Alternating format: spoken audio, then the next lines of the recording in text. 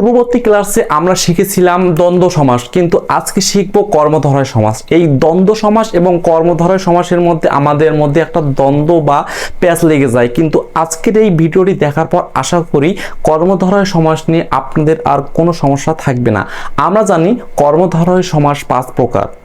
সেটি হলো সাধারণ কর্মধারয় সমাস, মধ্যবর্তী কর্মধারয় সমাস, উপমান কর্মধারয় সমাস, উপমিত কর্মধারয় সমাস এবং রূপক কর্মধারয় সমাস।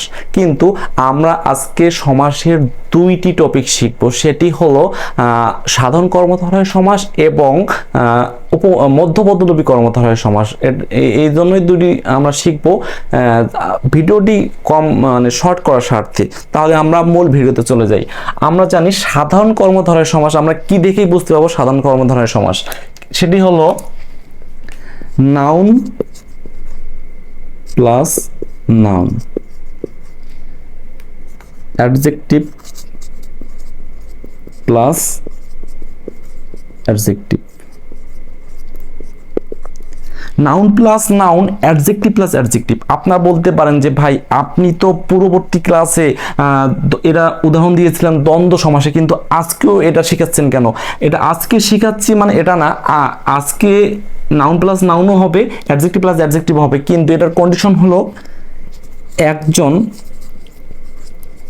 ব্যক্তি বা একটি বস্তু থাকবে। পূর্ববর্তী ক্লাসে বলছিলাম যে দুইজন ব্যক্তি বা দুইটি বস্তু থাকতে হবে, ঠিক আছে, কিন্তু আজকে নাউন প্লাস নাউন হতে হবে, অ্যাডজেক্টিভ প্লাস অ্যাডজেক্টিভ হতে হবে এবং একজন ব্যক্তি বা একটি বস্তু থাকতে হবে। তাহলে আমরা উদাহরণের মাধ্যমে শিখি। নাউন প্লাস নাউন, জজ সাহেব, জজ সাহেব।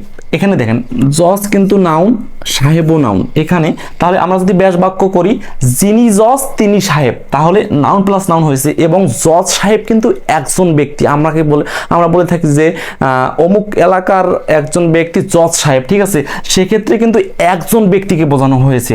Adjective plus adjective, adjective plus অ্যাডজেক্টিভের উদাহরণ আমরা দেখি। চালাক চতুর, চালাক চতুর, যিনি এখানে চালাক চতুর, চালাক চতুরের ব্যাস বাক্যটা হলো যিনি চালাক তিনি চতুর, ঠিক আছে, একজন ব্যক্তিকে বোঝানো হয়েছে। চালাকও কিন্তু এখানে অ্যাডজেক্টিভ, চতুরও এখানে অ্যাডজেক্টিভ। সো আমরা বুঝতেই পারছি অ্যাডজেক্টিভ প্লাস অ্যাডজেক্টিভ হবে এবং একজন ব্যক্তি বা একটি বস্তুকে বোঝাতে হবে, তাহলেই কর্মধারয় সমাস হবে। আর একটি উদাহরণ দেখব, সেটি হলো অ্যাডজেক্টিভ প্লাস নাউন।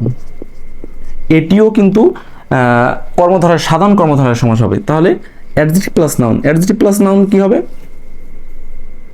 নীল আকাশ,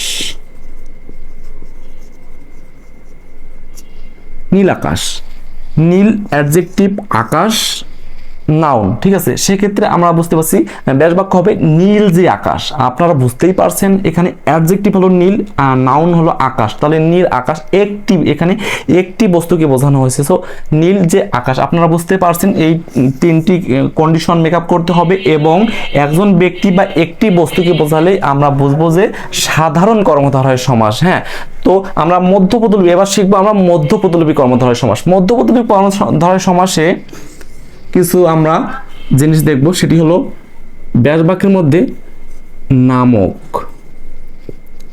আশ্রিত, বিষয়ক, এইরকম কিছু, তারপর নিমিত্ত, নিমিত্তে, হ্যাঁ, তারপর রক্ষার্থে।